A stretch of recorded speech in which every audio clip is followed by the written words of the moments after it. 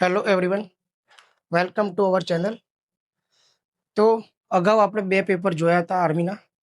આજે એ જ રીતે ગુજરાતીમાં પેપર 3નું સોલ્યુશન આપણે જોઈશું. તો પ્રશ્ન 1થી આપણે શરૂઆત કરીએ. ભારતમાં નીતિ આયોગની રચના ક્યારે કરવામાં આવી હતી? તો સૌપ્રથમ નીતિ આયોગનું ફૂલ ફોર્મ બધાને ખબર હોવી જોઈએ. NITI, એનું full national institute for transforming India, જેની શરૂઆત યોજના આયોગને પૂર્ણ કરી નીતિ આયોગની શરૂઆત એની રચના કરવામાં આવી 1 જાન્યુઆરી 2015. તો જવાબ યાદ રાખજો, 1 જાન્યુઆરી 2015. નેક્સ્ટ, સેકન્ડ નંબર, બીજો ક્વેશ્ચન જોઈશું. અરશદ નદીમ કઈ રમત સાથે જોડાયેલા છે? એક પ્રખ્યાત આંતરરાષ્ટ્રીય ખેલાડી છે જેમનું નામ 2024માં ખૂબ ફેમસ થયું હતું, તમે સાંભળ્યું છે. જેઓએ પેરિસ 2024, પેરિસ ઓલિમ્પિક 2024,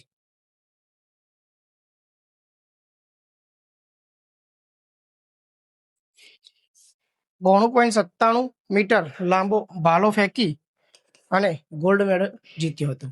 અને આપણા નીરજ ચોપડા સિલ્વર મેડલ સાથે સેકન્ડ નંબર ઉપર હતા.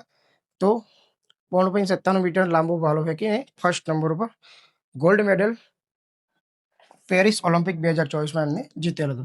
તો એમનું નામ યાદ રાખજો. પાકિસ્તાનથી બિલોંગ કરે છે, તે પાકિસ્તાનના છે. અરશદ નદીમ. નેક્સ્ટ જોઈશું. Question number 3. ભારતીય થલ સેના એટલે આર્મી, ઇન્ડિયન આર્મી, એમાં જનરલ રેન્કની બરાબર નીચે કઈ રેન્ક હોય? તો આપણે ઇન્ડિયન આર્મીની ઓફિસર્સ રેન્કમાં બધી રેન્ક જોઈશું. તો સૌથી ઉપર જનરલ, પછી લેફ્ટનન્ટ જનરલ, પછી મેજર જનરલ, પછી બ્રિગેડિયર, પછી કર્નલ, પછી લેફ્ટનન્ટ કર્નલ,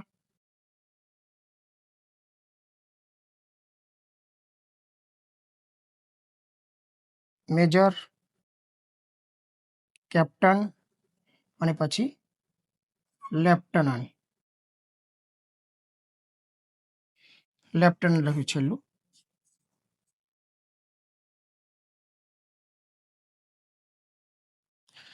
તો જનરલની ઠીક નીચેની વાત કરવામાં આવી તો લેફ્ટનન્ટ જનરલ આપણો જવાબ આવશે. પણ યાદ રાખજો, general, lieutenant general, major general, brigadier, colonel, lieutenant colonel, major, captain અને લેફ્ટનન્ટ. ચલો નેક્સ્ટ ક્વેશ્ચન જોઈશું.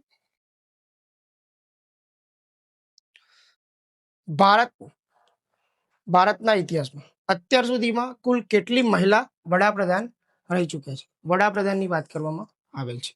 તો અત્યાર સુધીમાં એક જ મહિલા વડાપ્રધાન, ઇન્દિરા ગાંધી, 1966માં. તો જવાબ શું આવશે? 1. જો તમને વડાપ્રધાનની જગ્યાએ રાષ્ટ્રપતિ પૂછવામાં આવે તો પ્રથમ મહિલા રાષ્ટ્રપતિ પ્રતિભા પાટીલ, અને સેકન્ડ નંબરમાં બીજા મહિલા અત્યારે હાલમાં છે દ્રૌપદી મુર્મુ. તો 2 મહિલા રાષ્ટ્રપતિ આવે. અને જો વડાપ્રધાનની વાત કરવામાં આવે તો ઇન્દિરા ગાંધી, જેઓ પ્રથમ મહિલા ભારત રત્ન પણ છે 1971માં. તો એ બધી બાબતો ખાસ ધ્યાન રાખી યાદ રાખવી. ચલો નેક્સ્ટ જોઈશું. 5 નંબર. વિશ્વનો સૌથી મોટો ગ્લેશિયર કયો છે? ચલો, વિશ્વની વાત કરવામાં આવે છે, એ ભારતની નહીં. તો વિશ્વની વાત કરવામાં આવે તો લેમ્બર્ટ ગ્લેશિયર એ સૌથી મોટો ગ્લેશિયર છે. તો સિયાચિન ગ્લેશિયર એ આપણા ભારતના સંદર્ભે જોવા જઈએ તો સૌથી ઊંચું ત્યાં યુદ્ધ સ્થળ છે. અને બીજું સૌથી ઊંચું હેલિપેડ પણ સિયાચિન ગ્લેશિયરમાં જોવા મળે છે. પણ જો વિશ્વની દ્રષ્ટિએ સૌથી મોટો ગ્લેશિયર પૂછવામાં આવે તો જવાબ આવશે લેમ્બર્ટ ગ્લેશિયર. નેક્સ્ટ જોઈશું. યુરોપ ખંડની સૌથી લાંબી નદી કઈ છે? 4 ઓપ્શન: એમેઝોન, થેમ્સ, સિંધ અને વોલ્ગા. તો સૌપ્રથમ તો એમેઝોન, તો ક્યાં આવી? દક્ષિણ અમેરિકા. એટલે એ તો ઓપ્શન નીકળી જશે. નીચેની 3 નદીઓ છે, થેમ્સ, સિંધ અને વોલ્ગા, એ આપણી યુરોપની નદીઓ છે. 3 યુરોપની નદીઓ છે, લંડન, પેરિસની જોડે. તો આમાં 3માં સૌથી લાંબી નદી જોવા જઈએ તો વોલ્ગા નદી એ સૌથી લાંબી નદી છે. તો શું જવાબ આવશે ભાઈ? વોલ્ગા. નેક્સ્ટ ક્વેશ્ચન જોઈશું. ભારતીય રિઝર્વ બેંક દ્વારા બહાર પાડવામાં આવેલ ₹500ની નોટની પાછળ કોનું ચિત્ર છાપવામાં આવે છે? 4 ઓપ્શન આપણા આપેલા છે. એક છે સાચીનો સ્તૂપ, લાલ કિલ્લો, મંગલયાન અને રાણીની વાવ.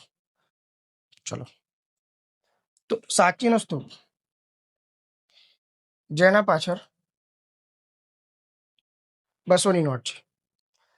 લાલ કિલ્લો, તો લાલ કિલ્લો 500ની નોટ. મંગળયાન 2000ની નોટ પાછળ. રાણીની વાવ 100ની નોટ. તો આ 4 બાબતો યાદ રાખી. આપણો અહીંયા 500ની નોટનું પૂછ્યું તો લાલ કિલ્લો, દિલ્હી વાળો લાલ કિલ્લાની વાત કરવામાં આવે છે, આગ્રાની. તો લાલ કિલ્લો જવાબ આવશે. સાથે સાથે આ પણ યાદ રાખ્યું. અને મંગળયાન પ્રથમ કઈ સાલમાં? તો 2013માં આપણે સક્સેસ ગયા હતા. અને આ યાદ રાખો. નેક્સ્ટ જોઈશું. ભારતનો એકમાત્ર એવો કયો રાષ્ટ્રીય ઉદ્યાન છે જે પાણી પર તરતો છે? ભારતનો એકમાત્ર એવો રાષ્ટ્રીય ઉદ્યાન જે પાણી પર તરે છે. ખૂબ જ વાર પૂછાયેલો ક્વેશ્ચન આર્મી એક્ઝામમાં. તો જીમ કોર્બેટ ઉત્તરાખંડમાં આવેલો, કાજીરંગા આસામ, કેબુલ લામજાઓ જવાબ આવશે. કેબુલ લામજાઓ એ આપણો પાણી પર તરતો રાષ્ટ્રીય ઉદ્યાન છે. અને ગીર એશિયાઈ સી માટે આપણા ગુજરાતનું ફેમસ રાષ્ટ્રીય ઉદ્યાન છે. તો જવાબ શું આવશે? કેબુલ લામજાઓ. સાથે સાથે જીમ કોર્બેટ ઉત્તરાખંડ, કાજીરંગા આસામ, એક સિંગી ગેડા માટે, અને ગીર રાષ્ટ્રીય ઉદ્યાન એ એશિયાઈ સી માટે પ્રખ્યાત છે. નેક્સ્ટ ક્વેશ્ચન જોઈશું. Question number 9. ગોવાને પોર્ટુગીઝ શાસનમાંથી મુક્ત કરવા માટે ભારતીય સશસ્ત્ર દળો દ્વારા કયું ઓપરેશન ચલાવવામાં આવ્યું હતું? તો આપણો ભારત દેશ 1947માં આઝાદ થયો, પણ ગોવા 1961માં આઝાદ થયું. ત્યાં પોર્ટુગીઝોનું શાસન ગોવામાં હતું. પોર્ટુગીઝની એન્ટ્રી થઈ વાસ્કો દી ગામા 1498માં કલિકટ બંદર ઉપર આવે. 1510માં ગોવાને શું કર્યું? એમના અંડરમાં લઈ લીધું, એટલે કબજો એમનો થઈ ગયો. અને ગોવા આઝાદ ક્યારે થયું? 1961માં. કયું ઓપરેશન? તો ઓપરેશન વિજય. તો શું જવાબ આવશે? આપણો જવાબ ઓપરેશન વિજય દ્વારા ગોવાને આઝાદ કરવામાં આવી. ખાસ યાદ રાખવું, ગોવાનું ક્યારે આઝાદ થયું? 1961 ડિસેમ્બરમાં. 19 ડિસેમ્બર 1961 યાદ રાખવું. નેક્સ્ટ જોઈશું. નીચેનામાંથી કયો પાક ખરીફ પાક છે? સૌથી ઈઝી સરળ પ્રશ્ન. ચલો, ઘઉં, રાઈ, ચણા અને ચોખા. ઘઉં, રાઈ, ચણા આ 3 તો રવિ પાક છે, વિન્ટરમાં જે લેવામાં આવે. ચોખા તો શું જવાબ? ચાવલ. ચોખા એ ખરીફ પાક. ખરીફ પાક ક્યારે લેવામાં આવે? જૂન જુલાઈમાં જેની વાવણી થાય, સપ્ટેમ્બરમાં એની શું થાય? કટાઈ. તો ચોખા. ચોખા સૌથી વધુ પશ્ચિમ બંગાળમાં, યાદ રાખો, પશ્ચિમ બંગાળમાં સૌથી વધુ ચોખાનું ઉત્પાદન વાવણી થાય છે. નેક્સ્ટ. નીચેનામાંથી કયું ઔરંગાબાદમાં આવેલું નથી? 4 અલગ અલગ ઓપ્શન છે. બીબી કા મકબરા, અજંતાની ગુફા, ઇલોરાની ગુફા અને એલિફન્ટાની ગુફા. તો આ 3 તો ક્યાં આવેલા છે? ઔરંગાબાદમાં. અજંતા ઇલોરાની ગુફા ઔરંગાબાદમાં, બીબી કા મકબરા પણ ઔરંગાબાદમાં આવેલ છે. એલિફન્ટાની ગુફાઓ મુંબઈ નજીક અરબ સાગરમાં આવેલા છે. અને એલિફન્ટાની ગુફાઓમાં શું? શિવની પ્રતિમા, એટલે શિવ ભગવાન શિવ સાથે કનેક્ટેડ મૂર્તિ તેમજ એના ધર્મનું જોવા મળે છે. તો અહીંયા ઔરંગાબાદમાં ના આવેલું હોય એવું એલિફન્ટાની 12 નંબર, થારનું રણ ભારતના કયા ભાગમાં આવેલું છે? થારનું રણ ભારતના કયા ભાગમાં આવેલું છે? તો થારનું રણ, થારનો વિસ્તાર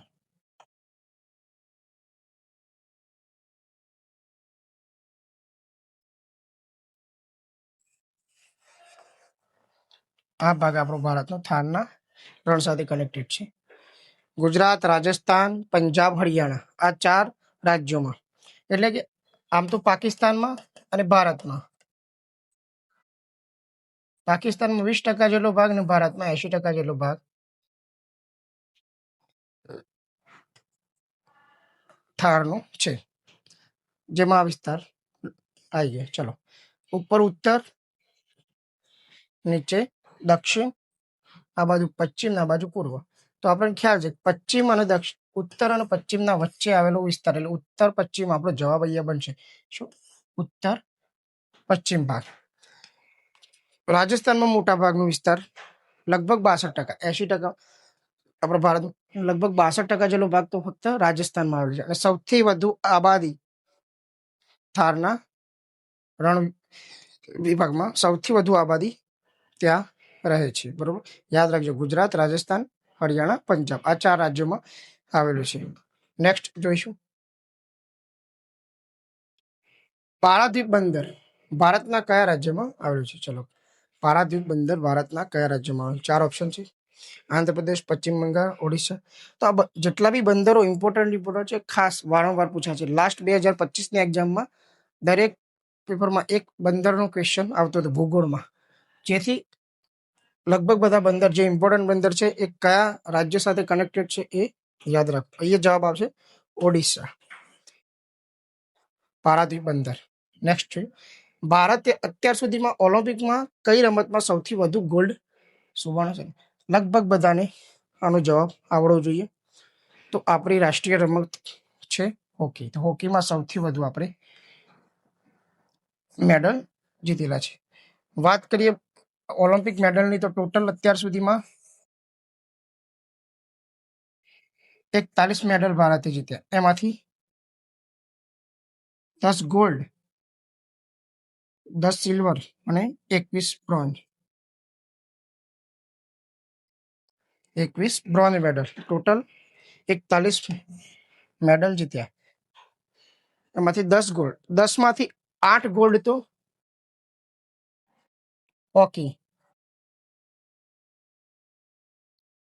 8 ગોલ્ડ આપણે હોકીની રમતમાં જીતેલા. 1928થી આપણે જીતવાનું સ્ટાર્ટ કર્યું હતું, લાસ્ટ 1980 સુધીમાં આપણે 8 ગોલ્ડ મેડલ અને 2 અન્ય ગોલ્ડ મેડલ, જે એક અભિનવ બિંદ્રા અને બીજું બાલાફેંકમાં આપણે નીરજ ચોપડા, આ બંને વ્યક્તિગત ગોલ્ડ મેડલ જીતેલા. બાકીના 8 ગોલ્ડ મેડલ હોકીમાં આપણે જીતેલા છે. તો ખાસ બાબત યાદ રાખી. ટોટલ મેડલ આપણા 41. નેક્સ્ટ જોઈશું, લોસર ઉત્સવ ખાસ કરીને કઈ જગ્યાએ ઉજવવામાં આવે છે? અગાઉના પેપરમાં આ બાબતની ચર્ચા આપણે કરેલ છે. તો લોસર ઉત્સવ એ લદ્દાખ રાજ્યમાં એની એ બાજુના વિસ્તારમાં ખાસ જગ્યાએ જોવા મળે. ચલો, તો અહીં આપણા 15 ક્વેશ્ચન જીકેના કવર થાય છે. સાથે સાથે આપણે મોટાભાગનું જીકે જે એના કનેક્ટેડ ઓપ્શનના લગતું અને એના સાથેના ફેક્ટ્સ આપણે પણ જોયા, એ અગાઉ આપણને ખૂબ ઉપયોગી સાબિત થાય એમ છે. ચાલો, તો નેક્સ્ટ ક્વેશ્ચન જોઈશું. હવેથી 16 નંબરથી વિજ્ઞાનનો પોર્શન ચાલુ થાય. વિજ્ઞાનમાં પ્રથમ ક્વેશ્ચન છે, લોહી ગંઠાઈ જવામાં એટલે રક્તના ગંઠન માટે કયું વિટામિન મદદ કરે છે? વિટામિન કે, બી, ડી કે ઈ? વિટામિનના સાયન્ટિફિક નામ પણ આપેલા છે: ફિલ્લક્વિનોન, થાઇમિન, કેલ્સીફેરોલ કે ટેકોફેરોલ. 4 ઓપ્શન છે. તો વિટામિન કે આપણો અહીંયા જવાબ બનશે. વિટામિન બી ની ઉણપથી બેરી નામનો રોગ થાય. વિટામિન ડી ની ઉણપથી રિક્ટસ. વિટામિન ઈ ની ઉણપથી નપુંસકતા. તો આ બધા વિટામિનની ઉણપથી થતા રોગ પણ યાદ રાખશું જોડે જોડે. અને વિટામિન કે એ લોહી ગંઠાઈ જવામાં મદદરૂપ થાય છે. તો તમામ બાબતો યાદ રાખવી. નેક્સ્ટ ક્વેશ્ચન જોઈશું. Question number 17. ઊંચાઈ પર જવા પર આરબીસીની સંખ્યા શું થાય? તો ઊંચાઈ પર જવાથી હાઈટ ઉપર જઈએ જેમ જેમ જેમ ઊંચાઈ તેમ આપણે ઓક્સિજનની માત્રા શરીરમાં ઓછી થઈ જાય. આપણે શ્વાસ લઈએ ઓક્સિજનનું પ્રમાણ ઊંચાઈ ઓછું હોય એટલે આરબીસીની સંખ્યા શું થાય? શરીરમાં વધવાની છે. ઓક્સિજન લેવલ ઓછું થાય એટલે. તો ઊંચાઈ પર જવાથી શું થાય? આરબીસીની સંખ્યા વધે છે. નેક્સ્ટ, એક પુખ્ત વય વ્યક્તિનું દંતસૂત્ર શું હોય? એક પુખ્ત વય વ્યક્તિ, તો જવાબ આવશે 21-23 અપોન 21-23 ઇન્ટુ 2. આપણે સૂત્ર યાદ રાખવાનું. 2 દુ 4, 2 એકા 2, 2 દુ 4, 2 તરી 6. આ રીતે આપણા ટોટલ 6 ને 4 10 ને 2 12 ને 4 16 દાંત ઉપર હોય. એ જ રીતે 16 દાંત નીચે હોય. ટોટલ 32 દાંતનું આપણું દંતસૂત્ર હોય છે. આ રીતના પેર હોય. 2 દુ 4, 2 એકા 2, 2 દુ 4. તો અહીંયા યાદ રાખજો 21-23 દંતસૂત્ર. ટેબલ સુગર તરીકે કોને ઓળખવામાં આવે છે? સિમ્પલ 4 અલગ અલગ ગ્લુકોઝ સુગરનું નામ આપવામાં આવે છે ટેબલ સુગર તરીકે ઓળખાતી. તો સુક્રોઝ, માલ્ટોઝ, લેક્ટોઝ કે ગ્લુકોઝ? તો જવાબ આપશે સુક્રોઝ. આપણો જવાબ બનશે સુક્રોઝ, જે ટેબલ સુગર તરીકે ઓળખાય છે. નેક્સ્ટ ક્વેશ્ચન જોઈશું. એક પુખ્ત મનુષ્યમાં શ્વસન દર કેટલો હોય છે? અહીંયા પુખ્ત મનુષ્યની વાત કરવામાં આવી છે, જેથી જવાબ બનશે 15 થી 18 પ્રતિ મિનિટ. 1 મિનિટમાં 15 થી 18 વાર પુખ્ત વયના પુરુષનું મનુષ્યનું શ્વસન હોય. જો બાળકની વાત કરવામાં આવે તો બાળ અવસ્થામાં 40 થી 45 પ્રતિ મિનિટ હોય, પરંતુ પુખ્ત વયના મનુષ્યમાં 15 થી 18 શ્વસન પ્રતિ મિનિટ જવાબ બનશે. તો નેક્સ્ટ ક્વેશ્ચન જોઈશું. કિડનીમાં પથરી થવાનું કારણ શું છે? તો કિડનીમાં એકવાર પથરી શરૂઆત થઈ જાય થવાની, તો તે બીજ વધતું જ રહે છે. તો એનું કારણ શું? Calcium carbonate, calcium oxalate, cholesterol કે એક પણ નહીં? તો જવાબ શું આવે? Calcium oxalate. કિડની થવાનું કારણ કે CaC2O4 કેલ્શિયમ ઓક્ઝિલેટ આપણો જવાબ બનશે કિડની માટે. કિડનીમાં પથરી થવાનું કારણ કેલ્શિયમ ઓક્ઝિલેટ, ખાસ યાદ રાખો. તો નેક્સ્ટ ક્વેશ્ચન જોઈશું. ઉપાંગીય કંકાલ એટલે આપણા ઉપરનું જે કંકાલ છે એમાં કુલ કેટલા હાડકા હોય છે? તો ઉપાંગીય કંકાલમાં કુલ 126 હાડકા હોય છે. જો વાત કરવામાં આવે અક્ષીય કંકાલની, ખોપડી ઉપરનો ભાગ છે એ બધું અક્ષય કંકાલમાં, તો એ અક્ષય કંકાલની વાત કરવામાં આવે તો જવાબ બનશે 80. પરંતુ અહીંયા ઉપાંગીય કંકાલની વાત કરવામાં આવી છે તો જવાબ બનશે 126. 126 હાડકા. નેક્સ્ટ જોઈશું. નીચેનામાંથી કયો હોર્મોન, કયો અંતઃસ્ત્રાવ જે આયોડિન ધરાવે છે? તો 4 અલગ અલગ અંતઃસ્ત્રાવ આપેલા છે: ટેસ્ટોસ્ટેરોન, એડ્રીનાલિન, થાઇરોક્સિન અને ઇન્સ્યુલિન. ચલો, તો ટેસ્ટોસ્ટેરોન એ વૃષણ ગ્રંથિમાંથી, adrenaline ગ્રંથિમાંથી,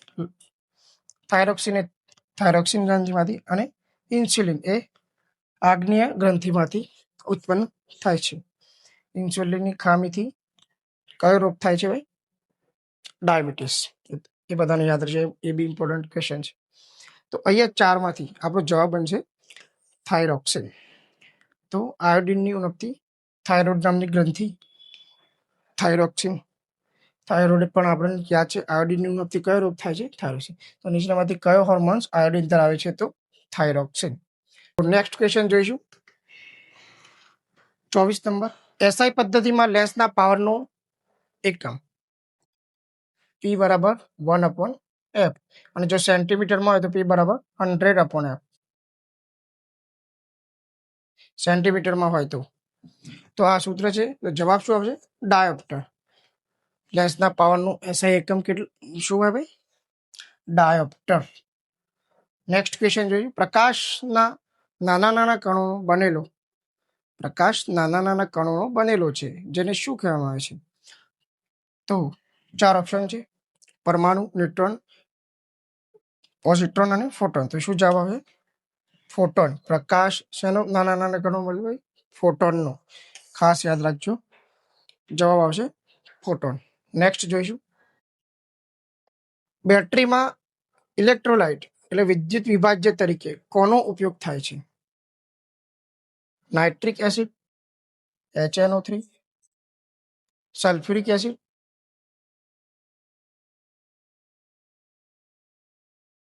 H2SO4, hydrochloric acid, HCl અને એસિટિક એસિડ CH3COOH.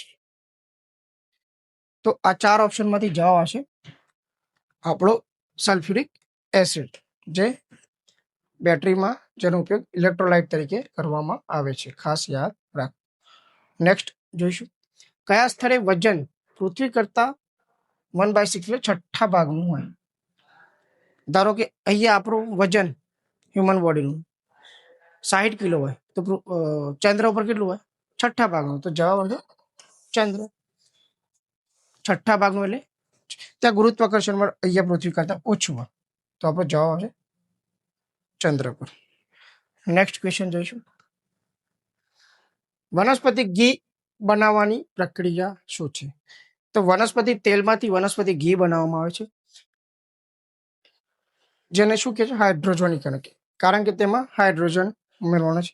H2 ની હાજરીમાં તે પ્રક્રિયા થાય છે. તો વનસ્પતિ તેલમાંથી વનસ્પતિ ઘી બનાવવાની પ્રક્રિયાને શું કહેવાય? હાઇડ્રોજનીકરણ. ખાસ યાદ રાખવું. નેક્સ્ટ ક્વેશ્ચન જોઈશું. 29. નીચેનામાંથી કયો પદાર્થ શુદ્ધ હોતો નથી? તત્વ, સંયોજન, મિશ્રણ અને ત્રણેય. તો તત્વ અને સંયોજન આ બંને કેવા હોય? શુદ્ધ હોય. પરંતુ મિશ્રણ હોય જે એ શુદ્ધ હોતું નથી. તો જવાબ આવશે મિશ્રણ. ત્રણેય. શું જવાબ આવશે? મિશ્રણ. નેક્સ્ટ ક્વેશ્ચન, લાસ્ટ સાયન્સનો ક્વેશ્ચન છે. તે સૌથી સૂક્ષ્મ કણ જે કોઈ તત્વની હાજરી દર્શાવે છે. તો સૌથી સૂક્ષ્મ કણ શું આવે? પરમાણુ. તો જવાબ આવશે પરમાણુ. આયન, અણુ, સંયોજન. તો સૌથી નાનું એકમ શું છે? પરમાણુ. તો અહીં આપણા સાયન્સના 30 ક્વેશ્ચન પણ પૂર્ણ થાય છે. નેક્સ્ટ આપણે શરૂઆત કરીશું ગણિત, મેથ્સ. પહેલો ક્વેશ્ચન છે 0.01 ગુણ્યા 1000. આનું સોલ્યુશન જોવા જઈએ તો પોઈન્ટ દૂર કરીએ તો પોઈન્ટ એકમ દશક 100 પોઈન્ટ છે 1/100. ચલો સોલ્યુશનમાં 0 કટ થાય, 10 ગુણ્યા કરે જવાબ આવશે 10. તો 10 આપણો ઓપ્શન બી માં છે, તો આપણો જવાબ બનશે 10. એકદમ સિમ્પલ ગણતરી હતી. પોઈન્ટ જ્યાં હોય પોઈન્ટ દૂર કરીએ, પોઈન્ટના પછી એકમ દશક 100 પોઈન્ટ છે, પોઈન્ટ પછી કેટલા આંકડા છે? 2. તો 2 0 આવશે. એ પણ યાદ રાખીશું. અથવા તો એકમ દશક 100 1000 10,000 લાખ એ આપણે જોઈ શકીએ છીએ. એનું પોઈન્ટનું આપણે ચલો નેક્સ્ટ 32 નંબર જોઈશું. 20 અને 28 નો ગુરુત્તમ સામાન્ય અવયવ HCF અને લઘુત્તમ સામાન્ય LCM શોધો. ગુસા અને લસા બંને શોધવાના છે. તો ગુરુત્તમ સામાન્ય અવયવ પહેલા જોઈએ. તો 20 અને 28 આ પહેલા જે આપેલા છે ગુસા HCF અને આ LCM. પહેલા ગુસા જોઈએ. ચલો 20. તો 20 ના ઘડિયામાં 20 આવે પણ 28 આવશે નહીં, એટલે આ આપણું ઓપ્શન કેન્સલ થઈ ગયું. 20 એનો ગુસા હોઈ શકે નહીં. ચલો 5 ના ઘડિયામાં 28 ના આવે એ આપણને ખ્યાલ છે. 20 આવે પણ 28 ના આવે એટલે કેન્સલ. ચલો 10 ના ઘડિયામાં 20 આવે પણ 28 ના આવે એટલે કેન્સલ. 4 ના ઘડિયામાં 28 પણ આવે ને 20, આ 3 કેન્સલ થાય એટલે જવાબ તો આપણો ઓપ્શન ડી જવાનો છે. 4 ના ઘડિયામાં 4 × 5 = 20, 4 × 7 = 28. તો એક ઓપ્શન ઉપરથી આપણે આરામથી આવા ક્વેશ્ચનનું સોલ્યુશન કરી શકીએ છીએ. તમને યોગ્ય ઘડિયા આવડવા જોઈએ અને ઓપ્શન ઉપરથી આપણે એલિમિનેશન કરતા આવડવું જોઈએ. તો આપણો જવાબ બનશે ઓપ્શન ડી. અહીંયા કોઈ ગણતરી વગર પણ આપણે સરળતાથી જવાબ મેળવી શકીએ. ચલો નેક્સ્ટ ક્વેશ્ચન જોશું. એ પણ સાદું રૂપનો ક્વેશ્ચન છે, મતલબ કે આપણે સોલ્યુશન કરવાનું છે, કિંમત શોધવાની છે, પણ ઓપ્શન આપણે જોવાના. નીચે ઓપ્શન અપૂર્ણાંકમાં જ આપેલા છે, તો એ મુજબ આપણે જોવા જઈએ તો ચલો 3.24 છે, તો 324 ભાગ્યા આપણે કેટલા લખીએ 100 ગુણ્યા 4.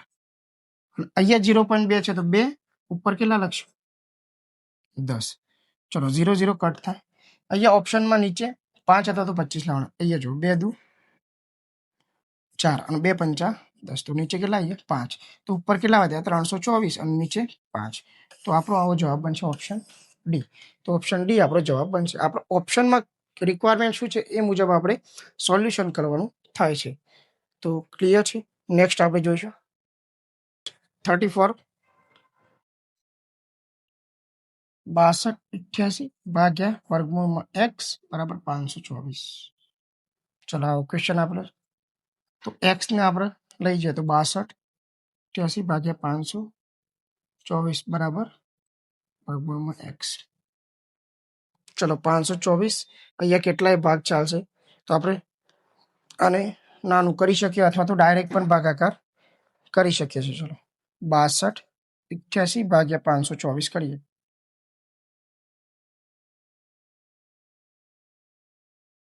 તો 1048 વધશે. અહીંયા સીધું ખબર 500 દુ 1000 ને 24 દુ 48, તો બે ભાગ ચાલશે. તો 1048, તો અહીંયા આપણો જવાબ આવશે 12. તો વર્ગમૂળ આ બાજુ આવે તો વર્ગ થાય, 12 નો વર્ગ.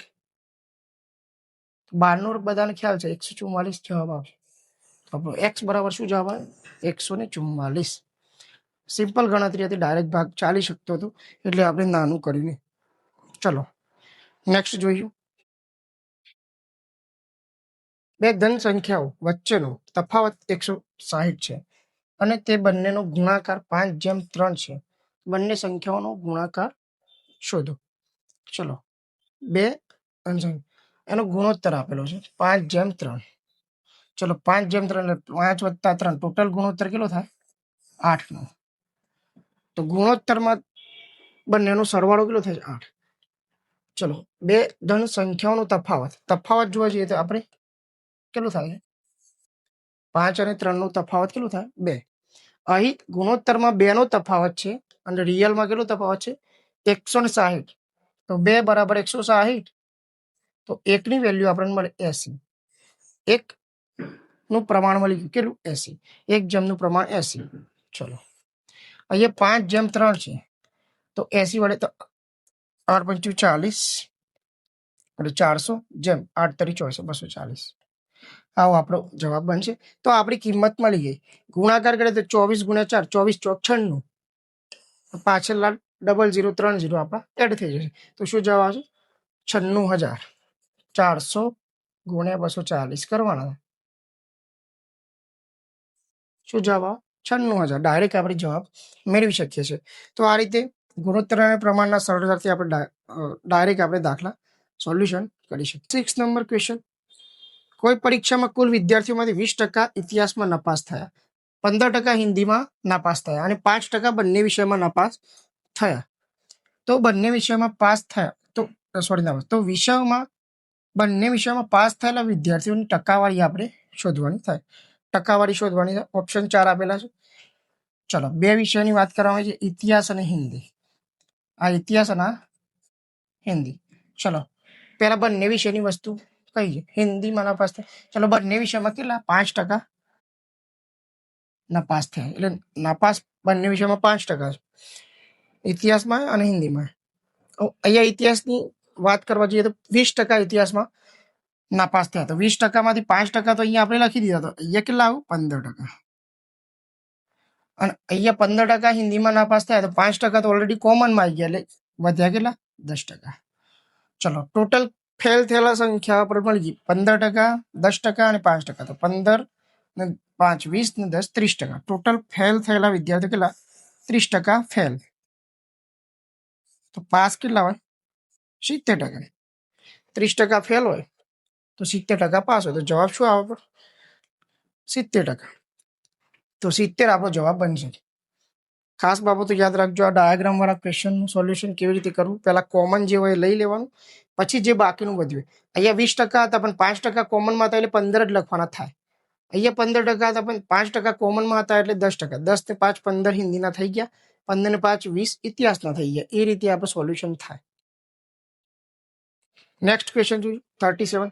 એક ફળની દુકાનમાં 40 સફરજનની મૂળ કિંમત એ 30 સફરજનની વેચાણ કિંમત બરાબર છે, તો દુકાનદારને દ્વારા મેળવેલ નફાની ટકાવારી શોધો. ચલો, 40 સફરજનની મૂળ કિંમત એ 30 સફરજનની વેચાણ કિંમત બરોબર છે, તો દુકાનદારને મેળવેલ નફાની.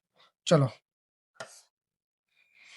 અહીંયા 40 સફરજનની મૂળ કિંમત 30 અહીંયા 40 સફરજન આપણે અહીંયા લાવ્યા હોય, એમાંથી આપણે 30 સફરજન વેચીએ તો આપણી મૂડી પાછી મળી જાય, તો આપણે 10 સફરજનનો શું થયો?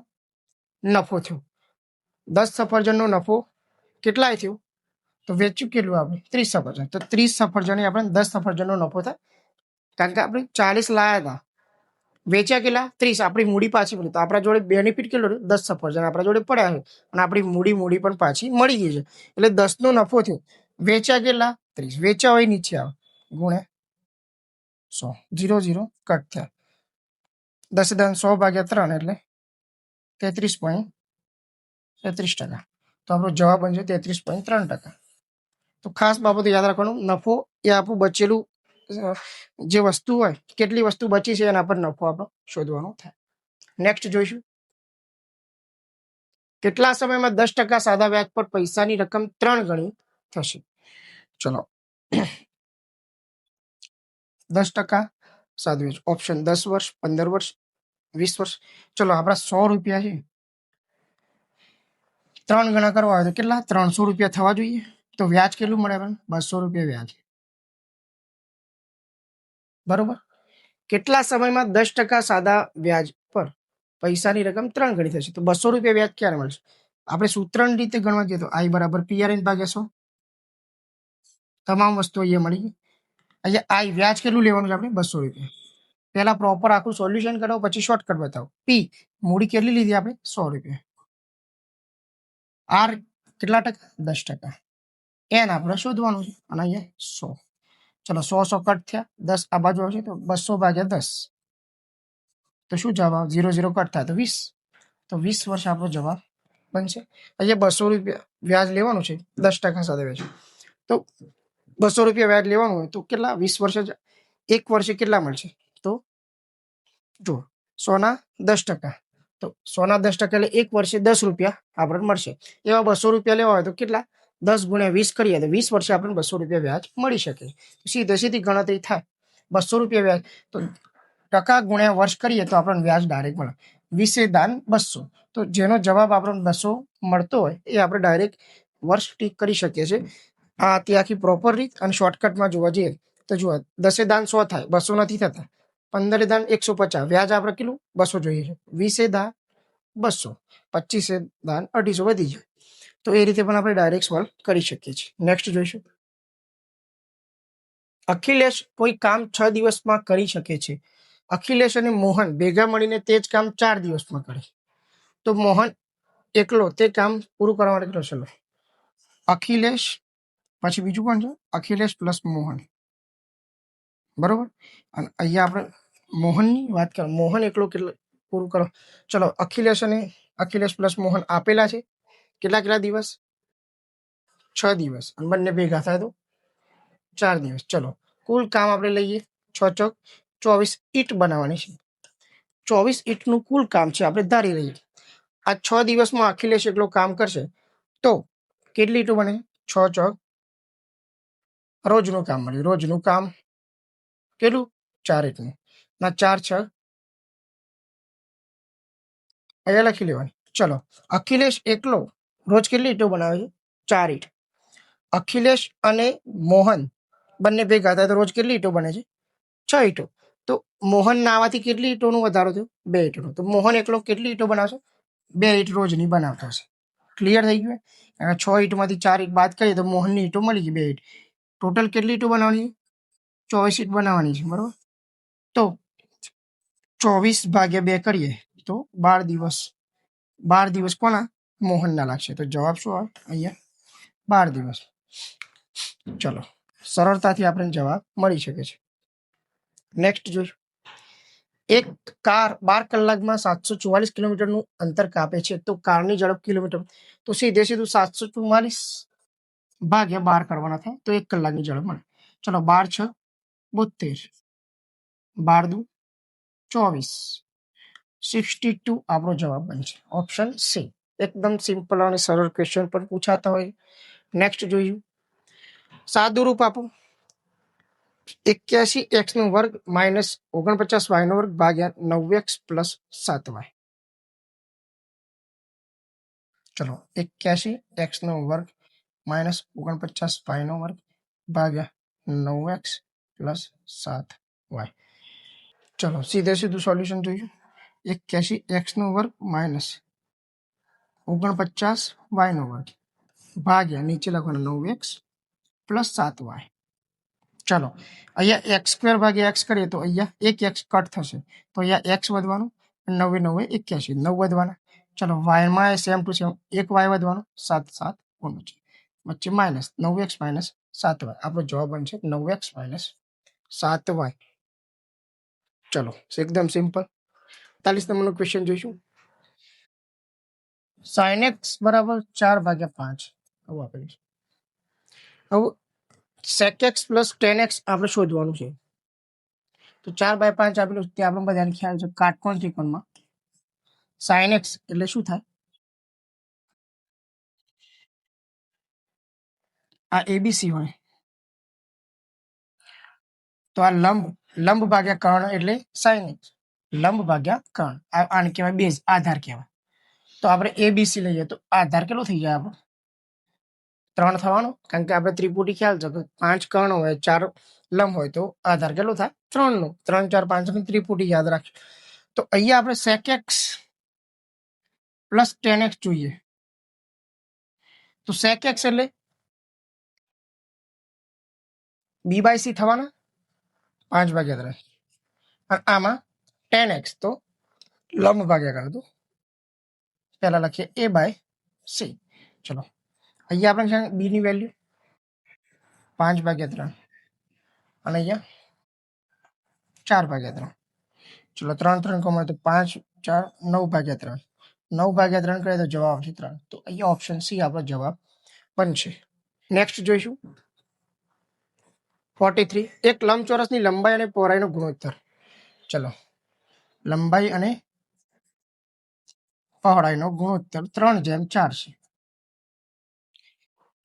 તેની પરિમિતિ 56 છે.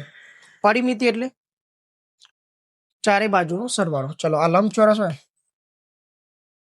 લંબચોરસ થોડું લાંબુ કરીએ. ચલો, લંબચોરસ હોય તો લંબાઈ અને પહોળાઈ આપેલી હોય, ચારે બાજુનો સરવાળો કેટલો થાય?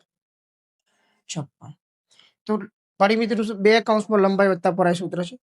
તો અહીંયા 4 + 7, 4 + 3 એટલે 7, ટોટલ 2 બાજુનો 7 છે. તો ટોટલ કેટલું થશે? 7 ને 7 14. અહીંયા લખવા 2 કૌંસમાં લંબાઈ વત્તા પહોળાઈ આખું સૂત્ર છે. 2 કૌંસમાં લંબાઈ પહોળાઈ આ લઈએ તો 3 + 4, 2 કૌંસમાં 7 તો 14. અહીંયા રેશિયોમાં જોઈએ તો 14 થાય, પણ અહીંયા આપેલી કેટલી? 56. 14 x બરાબર 56 તો x બરાબર 56/14 કેટલા? 4. એક જમની વેલ્યુ મળી 4. એક જમની વેલ્યુ 4 મળી. ચલો, અહીંયા 3/4 છે. કેટલા? 3/4. 3/4 તો 3 ચોક 12, ચોક 16. તો 12/16 આપણું શું થાય? બાજુ 12 અને 16. અહીંયા શું શોધવાનું કીધું છે? લંબચોરસનું ક્ષેત્રફળ. ચલો, લંબચોરસનું ક્ષેત્રફળ એટલે લંબાઈ ગુણ્યા પહોળાઈ. લંબાઈ ગુણ્યા પહોળાઈ. સીધે સીધું કરીએ તો 12 × 16 કરવાના થાય. 12 × 16. ચલો, 12 × 16 કરવાના થશે. નીચે છે આપણે અહીંયા ગણીએ. ચલો, 16 × 12, 16 દુ 32, 2. શું જવાબ? 192, 192 ચોરસ સેમી સ્ક્વેર. તો એકદમ સિમ્પલથી આપણે રેશિયો પ્લસ ક્ષેત્રફળ બંને સોલ્વ કર્યું. નેક્સ્ટ જોયું. 5 ક્રમિક સંખ્યાઓની સરેરાશ 100 છે તો પ્રથમ સંખ્યા. સરેરાશ હંમેશા સેન્ટરમાં હોય. ચલો પ્રથમ સંખ્યા શોધવાની. તો આજુબાજુ આપણે શું હોય? 99 અને 101, 98 અને 102. ચલો આ 5 સંખ્યાઓ મળી ગઈ. 5 ક્રમિક સંખ્યાઓ મળી જાય. સૌથી નાની પ્રથમ સંખ્યા 98. શું જવાબ? અને અંતિમ મોટી સંખ્યા કીધી હોય તો 102 આવત. તો સરળતાથી આપણે આ સોલ્વ કરી શકીએ. જો એક વર્તુળનો વ્યાસ 7 સેમી હોય તો તેનું ક્ષેત્રફળ શોધો. વ્યાસ ડી બરાબર 7 આપે તો ત્રિજ્યા આર એના કરતા અડધી હોય તો 7/2. ચલો હવે વર્તુળનું ક્ષેત્રફળનું સૂત્ર આપણને ખ્યાલ છે, પાઈ આર સ્ક્વેર. પાઈ એટલે 22/7. ચલો આર કેટલો છે ભાઈ? 7/2. ફરક છે એટલે 7/2 બે વાર લખવાના. ચલો આનું સોલ્યુશન કરીએ તો 7 કટ થાય. ચલો બે બે કેટલા? 11 આવશે તો ઉપર વધે 11 × 7/2. 11 77/2. 77 ના અડધા 38.5 સેન્ટીમીટર સ્ક્વેર.